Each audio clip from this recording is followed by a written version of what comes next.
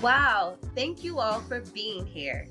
Today is International Women's Day, and we are beyond honored to welcome Dr. Bernice A. King, an incredible global thought leader, strategist, solutionist, human rights and peace activist, and CEO of the King Center for Nonviolent Social Change, which was founded by her mother, Mrs. Coretta Scott King. A nonviolent warrior and champion for human rights is the official living memorial to the life, work, and legacy of Dr. Martin Luther King Jr. So remember, throughout the event, you can send your questions and comments, and the King Center's team will respond to as many of them as they can. We will also have the opportunity to take a picture with Dr. Bernice King to commemorate today's learnings. And Dr. King will be here with us shortly to talk about her mother's legacy. But before we meet her, we are going to see a short film created in collaboration with Microsoft and the King Center about Mrs. Coretta Scott King's life and legacy.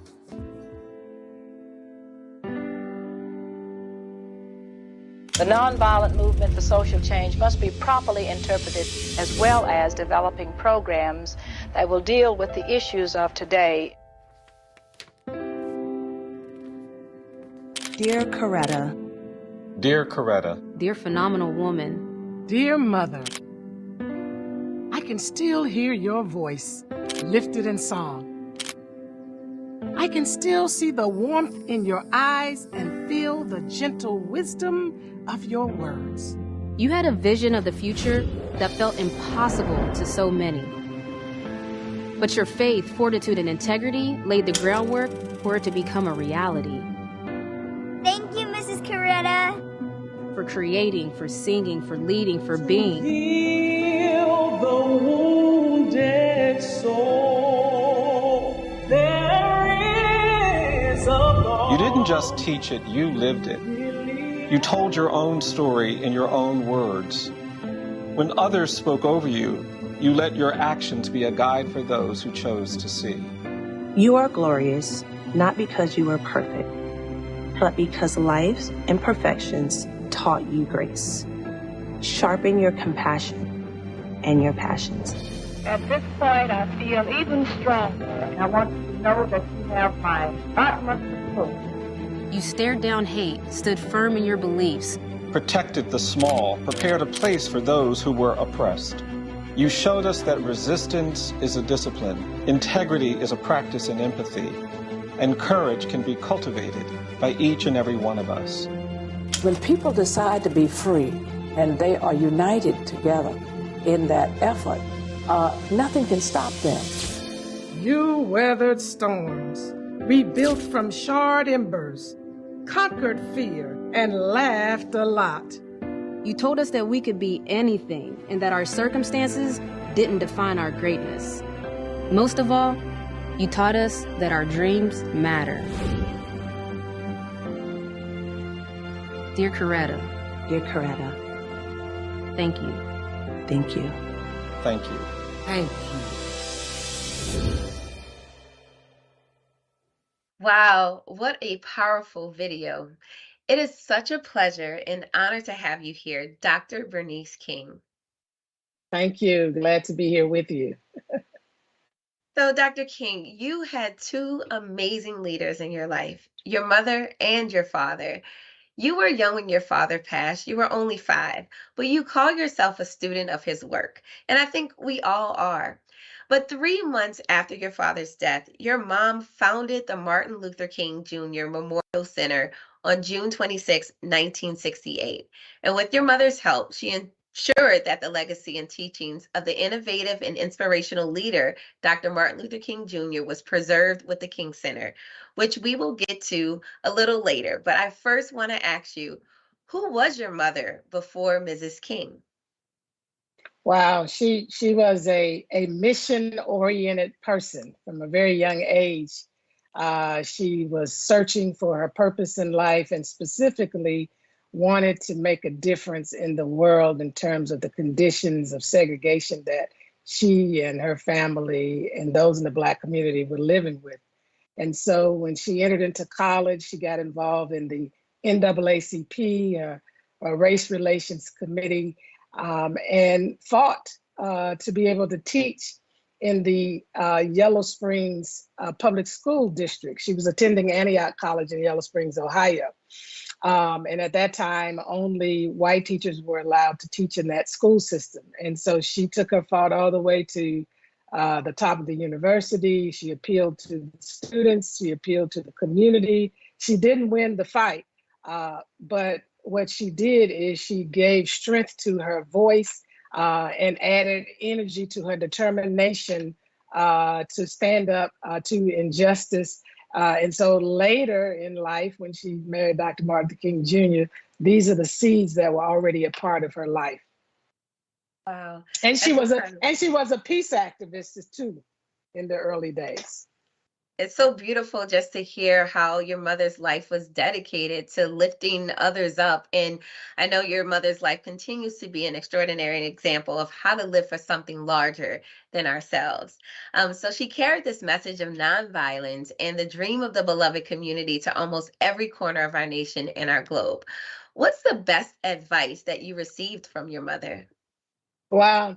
I was riding down one of the highways here in Atlanta, talking to her on my cell phone. They've been out a long time. And I was expressing my anger, frustration with a particular situation and telling her what I was going to do. And she stopped me in mid-sentence and said, "Baby, never make a decision in your anger." And wow, that was so powerful and has helped me, all of my life with things that occurred that, evoke certain emotions of anger, frustration, any other kind of emotion.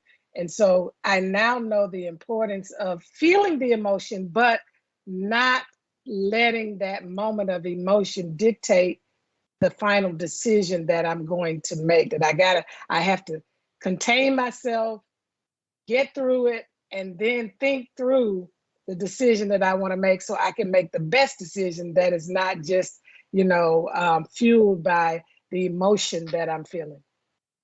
That's such great advice. And, as I'm hearing you speak, I can hear that power within the pause. And that's something I think we can all take back with us, to just pause for a moment and really think through what exactly we want to be able to do in the right manner.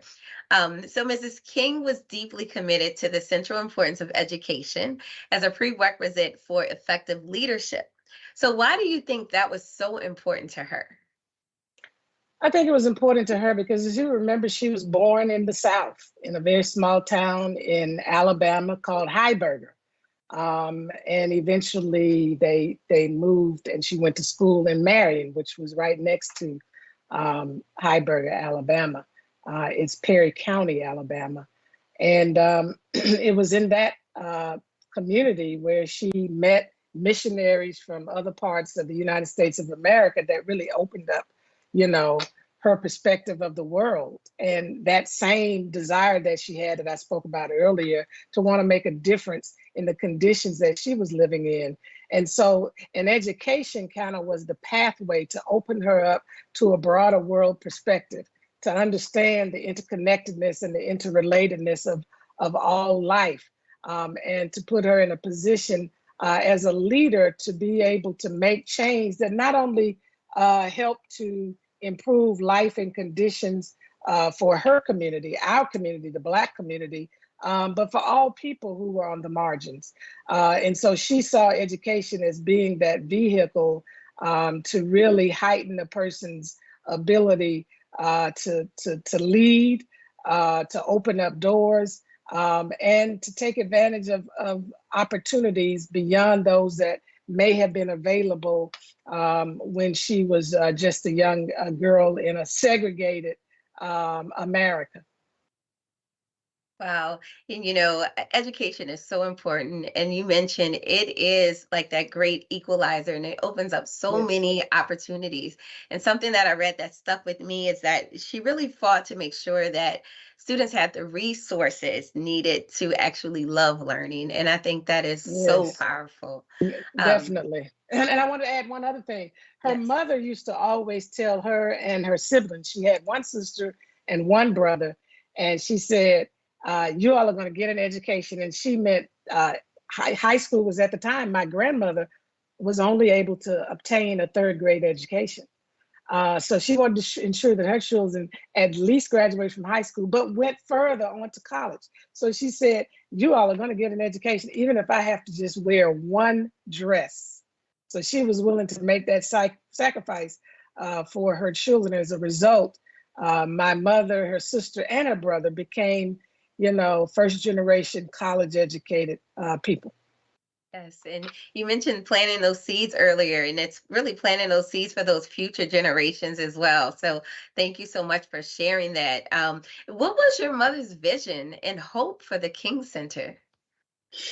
You know, when my father was assassinated and she prayed about what direction she would continue the work, she, believed that God was leading her toward establishing an institution that would institutionalize the nonviolent legacy of Dr. Martin Luther King Jr.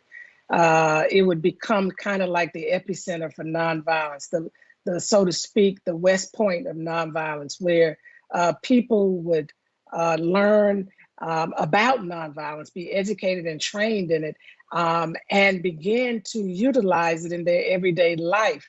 When my father introduced nonviolence into the 1955 bus boycott, at the time, it was used as a means to bring about social change. But Daddy really taught it as a way of life. And so as Mother set up the institution, she had in mind, I want future generations to understand what philosophical foundation and methodologies we use to bring about social change, but also a philosophy and methodology that can help to solve problems and resolve conflicts.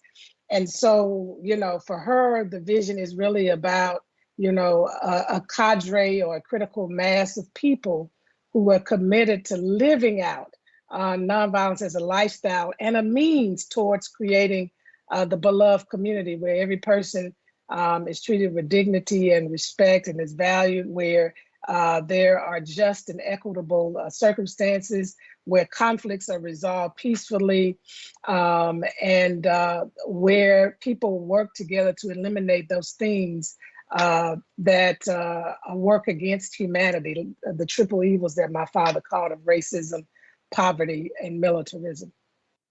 Wow. And what a beautiful world that would be. And it starts off with something called nonviolence that we can all Yes. live as a part of who we are.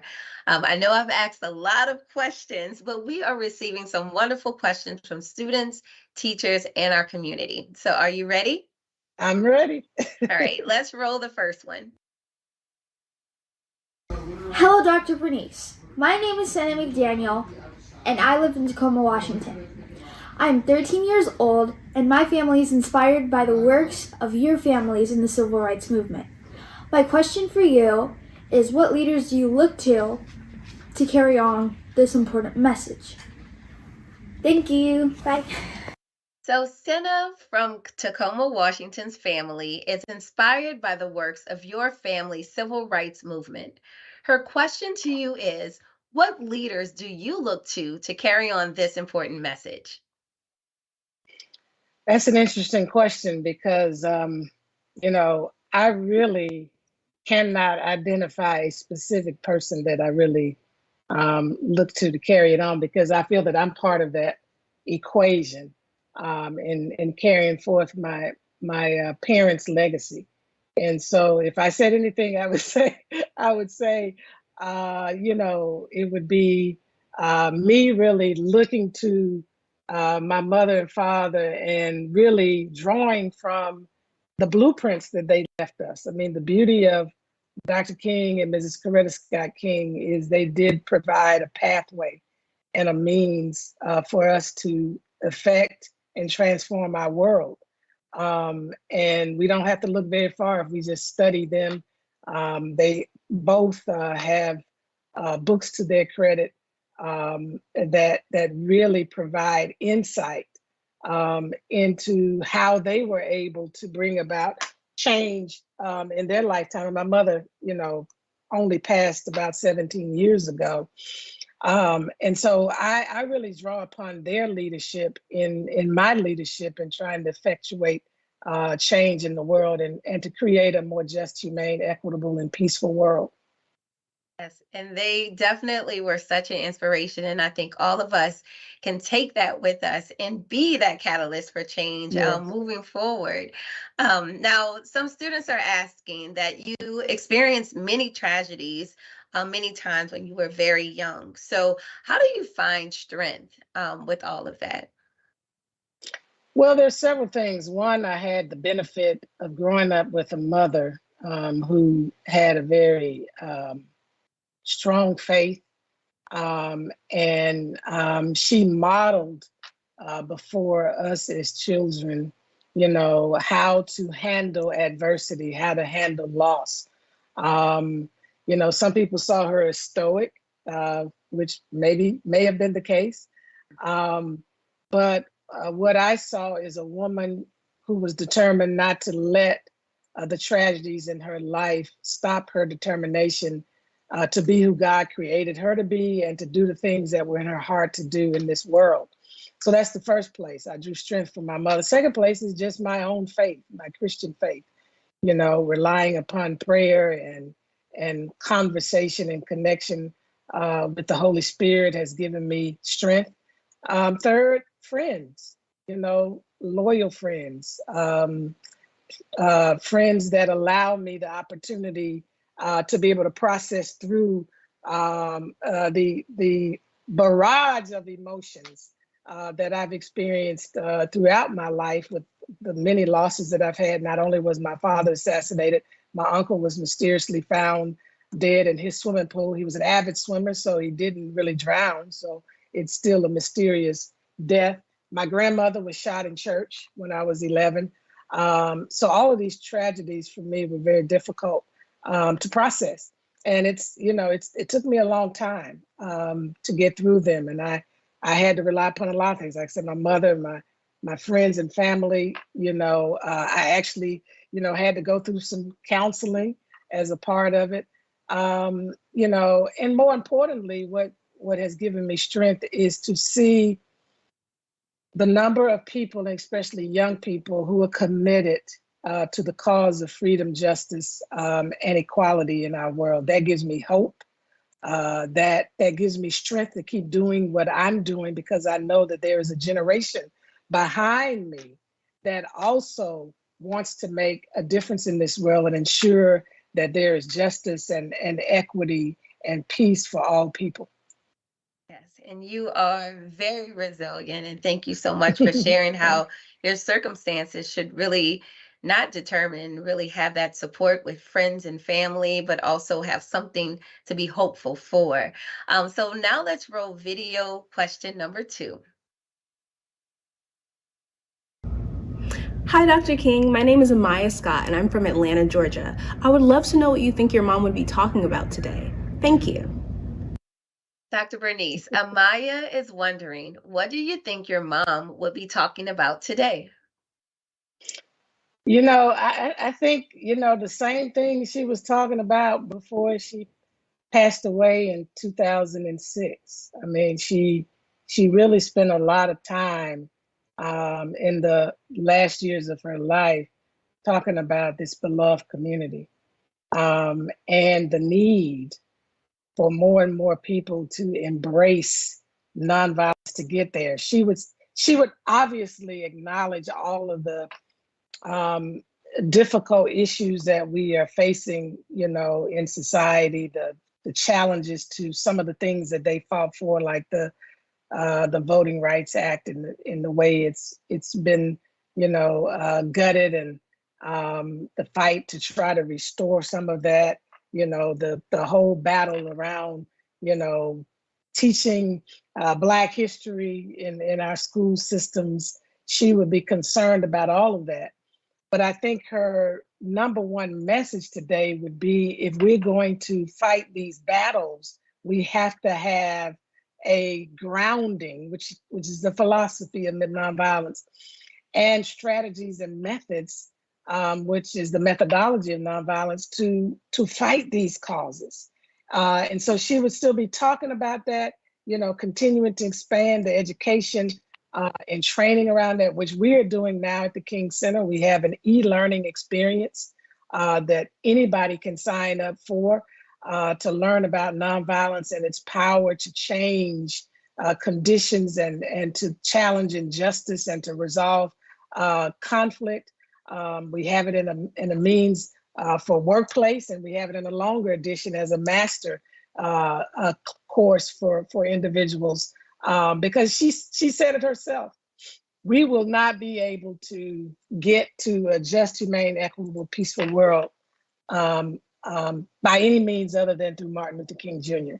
and the nonviolence that he emulated, that he taught, and that she emulated and continued through the work of the King Center that I now lead as the CEO. Wow. Wonderful. And I'm so glad to hear that there's resources readily available for everyone willing to take on this work right now. So we have another question for you. In an interview I saw you in, you called your mother's loss a turning point. How so? Well, before my mother passed, I was being Bernice, and that just means that I didn't feel the responsibility of carrying the greatness of this legacy. I could still kind of explore different things and try to figure out, what it is I ultimately want to be doing to bring meaning to my life in the world. But when she passed away, it was like, oh my God, because she was the face. She was the one that people identified with the legacy and the work of Martin Luther King Jr. And now she's no longer there, which meant that the responsibility now fell to me and my 3 siblings. My sister, unfortunately, suddenly passed away 16 months later. And so there are 3 of us left now. One of my brothers who does not do much publicly, but me and Martin III. And so I said, okay, it's time to grow up and get real serious and realize that, you now are one of the ones that has to carry this legacy forward. And so I started getting more serious, grew up real fast, and have been very focused since that time. I can definitely identify that. It's almost like that passing of the torch of responsibility. Yes. So we have another video question. So let's roll video question 3. Hey, Dr. King. My name is Dylan. I'm from Queens, New York. With everything going on in the world today, how do you find balance? So Dylan from New York wants to know, with everything going on in the world today, how do you find balance? Well, the first thing I do is to remind myself what my mother said to me. She said one time when I was trying to figure out how I could go to this particular protest, and I was just wrestling with, how do I do that? And I still have these responsibilities with my schooling. And she said, baby, there will always be problems in the world and your time will come. What she was essentially saying to me is that you don't have to stretch yourself so much, because the world is always going to present opportunities for you to make a difference, to you to participate. And just make sure that you provide a little bit of balance and not carry that weight of feeling responsible for saving the whole world. So that's the first thing that helps me. The second thing is that, as you get older, you come to realize that pacing yourself is important. bringing balance to your life is important for your health and wellness, your mental health and wellness, and your physical health and wellness. And so I have learned, my pace, my tolerance, my capacity. And, I know, okay, it's time to shut down here. It's time to, rest here. It's time to disengage here. It's time to, have, fun here. And it's important to laugh, because you can take yourself so seriously. And people who know me say Bernice is a very serious person. But in the last few years, I've lightened up a little because I understand that's part of the balance, that's part of sanity, and that's part of being able to continue on with such serious work. You gotta have those lighter moments. And so those are some of the things, that I do. Because I can't save the world, but I can do my part. And part of doing my part is making sure that I have the strength and the energy and the focus to be able to do as much as I can. So I can't take it all on at one time. So I must insert, breaks here, and allow myself to kind of let down from time to time. Thank you so much for that advice, and knowing that self-love helps to bring that balance to us as we face multiple things within our lives. And now we have one last video question. So let's roll it. Hello, Dr. Bernice. I'm Lily, and I'm from Kansas, USA. I was wondering, is there a favorite memory you have of your mom and dad? Thank you. So Dr. King, Lily from Kansas wants to know, what was your favorite memory of your dad and mom? So, with my dad, I was the youngest. I was 5 when he was assassinated. I had just turned 5, 7 days prior. And we used to have a little bonding game that we would, engage in. And he called it the kissing game. So whenever he would come in off of the road, I would run up into his arms. And he said, okay, we're going to play the kissing game today. And each one of us, meaning my mother and me and my 3 siblings, had a different spot on his face. Mine was on the forehead. My brother's was on either cheek. And my sister's was just off to the side of the mouth. And of course, my mother's was smack dead in the middle of the mouth. So he said, okay, we're going to play the kissing game today. And he would call out a name. Let's see, where is, my sister Yolanda was Yoki at the time. Where is Yoki's sugar spot? So he called them sugar spots. In the Black community, that's what we used to call a kiss. I don't know what that means. They weren't sweet or anything, but nonetheless, I guess it was a sweet gesture. And so I would kiss him on the side of the mouth, and he would go around to each person. And that was just kind of our real bonding experience. And the reason it's special to me is because there were other things that he did with all of us collectively and independently, but the same thing, like placing us on the refrigerator and we would jump off into his arms. But this was the one thing that no other kid could claim. So that's my special, precious memory with my father. God, I have so many with my mother, but the one I probably would share, a mother is always a mother. And a mother's love is always gonna show up in your life, no matter how much, older you get in this life. And I remember on the few occasions when I would get sick, as busy as my mother was, because my mother counseled with kings and presidents, ambassadors, she engaged with ordinary people. She was making decisions about major things in this country and still, continuing that legacy and leading the King Center. But she always told people that her children were her first priority in spite of all that. And so whenever I was not feeling good, my mother would interrupt her schedule.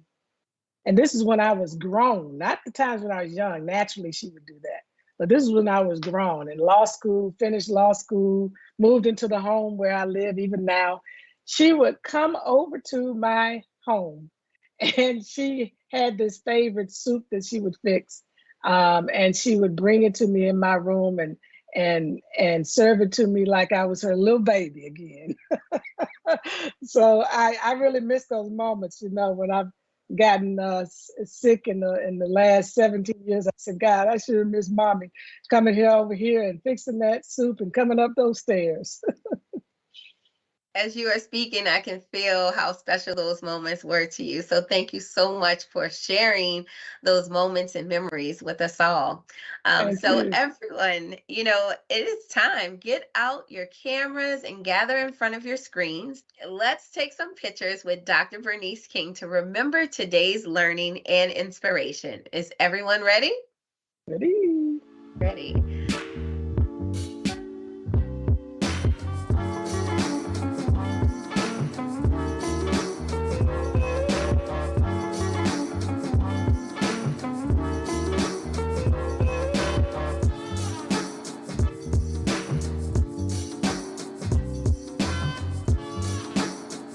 All right, here we go. 3, 2, 1.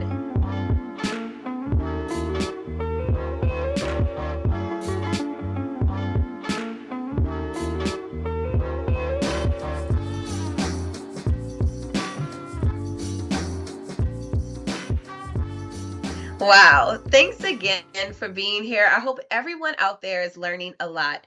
We'd love to see your selfies, so please post them on Twitter by tagging at Microsoft Flip, at Bernice King, and at the King Center. Now, Dr. Bernice King, it was such a pleasure to have you here today. Any final thoughts or special messages you want to share with everyone watching? This past couple of years, we've been telling everyone it starts with me. When you look at the world, when you look at the situations that trouble you, bother you, disturb you, even as a young person, know that it starts with you. It's not about you, though, because sometimes you can get caught up in being about us and not realizing there's a broader world and there's so many people that are impacted by what's happening. And so it starts with you. You can make a difference. Young people were the major participants in the movement that my father led. So you're never too young to make a difference. And one of the ways that you can do that, you can purchase my book, It Starts With Me, that talks about a little girl named Amora, who tries to get her friends to open their hearts and minds to let love guide them in the way that they speak, and the way that they act, and the way that they think. And you can study about the movement that was led by my father, mother, and so many other men and women and young people, to see how you can begin to make a difference in the world that you live in now, even in your home, in your school, in your community, and in the broader world. So thank you for joining us today, and I look forward to the impact that you're going to make in the world. Well, thank you so much for your time and inspiring all of us to take that first step and know that it starts with us. So thank you for your time, and goodbye. Goodbye. Thank you all. That was phenomenal and so inspirational. And now the learning and inspiration is never over. Head to aka.ms/King Center to find a collection of topics created in collaboration with the King Center. This is your education companion to the King Center's timeline for your learners to reflect on all they learned during today's event, to continue learning about the legacy of this incredible leader, Mrs. Coretta Scott King. And even though we're wrapping up for today, we have Flip events every week. So head to aka.ms/Flip events to find an adventure that sparks your curiosity. That's it for today. I'm your host, Jornay Armand, and on behalf of Flip, the King Center, and our amazing guest, Dr. Bernice King, thank you for spending your time with us. We'll see you next time.